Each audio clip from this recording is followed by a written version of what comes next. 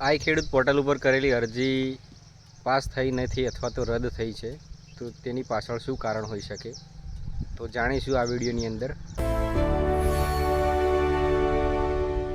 અરજી કરતી વખતે ઘણી નાની નાની ભૂલો થઈ શકે છે, જેની કારણે આપણી અરજી રદ થતી હોય છે। એક ભૂલની વાત કરું તો જે ખાસ કરીને મોટાભાગના ખેડૂતો કરતા હોય છે, જે જાતે અરજી કરે છે તેની અંદર તેમના છોકરા દ્વારા અરજી કરવામાં આવે ત્યારે મોબાઈલનો આધાર કાર્ડ નંબર જે નાખવામાં આવે છે તે છોકરાનું જ આધાર કાર્ડ નાખે છે, જેથી કરીને અરજદારના નામની અંદર છોકરાનું નામ આવે છે, જ્યારે જમીનની અંદર ખાતેદારનું નામ સિલેક્ટ કરીએ તો તેમના ફાધરનું નામ આવે છે। બાજુમાં હું તમને ફોટો લગાવ્યો છે તેમાં તમે જોઈ શકતા હશો। હવે આવા બે અલગ અલગ નામવાળી અરજી રદ થવાને પાત્ર રહેતી હોય છે, તો આ ના થાય તે માટે શું કરવું તે વિડીયોની અંત સુધી બનાવી રહેજો। આપણે છેલ્લે તેની તમામ ટિપ્સ તમને આપીશું। હવે જે બીજી જે અરજી રદ થવાનું કારણ છે હું તમને કહું, તમારા ખાતા નંબર ઉપર તમારા કુટુંબમાંથી કોઈએ એક વ્યક્તિએ એક ઘટકની અંદર લાભ લઈ લીધો, દાખલા તરીકે ટ્રેક્ટર એ લાયા અને તમે પણ ટ્રેક્ટર લાવ્યા, તો અગાઉ એમને સબસિડી લઈ લીધી છે, તો તમે પણ એમને જે લાભ લીધો એ ખાતા નંબર ઉપર સમય મર્યાદા પૂરી થઈ નહીં હોય અને અરજી કરશો તો તમારી અરજી રદ થશે।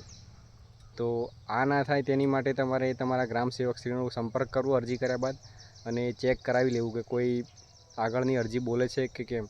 તો જો અરજીનો સમયગાળો ચાલુ હશે તો તે અરજી રદ થઈને નવી અરજી પણ થઈ જશે, જેથી કરીને તમને એ જ વર્ષે તે યોજનાની અંદર લાભ મળી શકશે બીજા ખાતા નંબર ઉપરથી।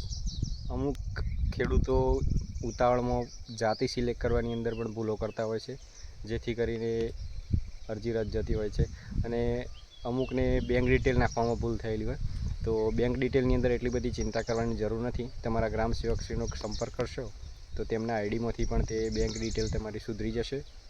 આપણે જે શરૂઆતમાં અલગ અલગ નામવાળી અને બીજી ઘણી બધી ભૂલો જે આવતી હોય છે તે ના થાય તેની માટે સંપૂર્ણ અરજી થયા બાદ એક વખત પ્રિન્ટ લઈ અને કમ્પ્લીટ વાંચી લેવી। એની પ્રિન્ટ લીધા પછી તમારા ગ્રામ સેવકશ્રીનો સંપર્ક કરો, કોઈ ભૂલ હોય તો તે અરજી રદ કરાવીને બીજી અરજી તમારી થઈ શકે, જેથી કરીને તે જ વર્ષે તમને તે યોજનાનો લાભ મળે અને આવી ભૂલ ના થાય। અને આવી અવનવી ઉપયોગી માહિતીને જાણવા માટે યોજના સેતુ ચેનલને લાઇક, શેર અને સબસ્ક્રાઈબ કરવાનું ભૂલતા નહીં। મળીશું આગલા વિડીયોની અંદર, અને આગળ કયા ટૉપિક પર વિડીયો જોવા માંગો છો તો કમેન્ટ કરવાનું ભૂલતા નહીં।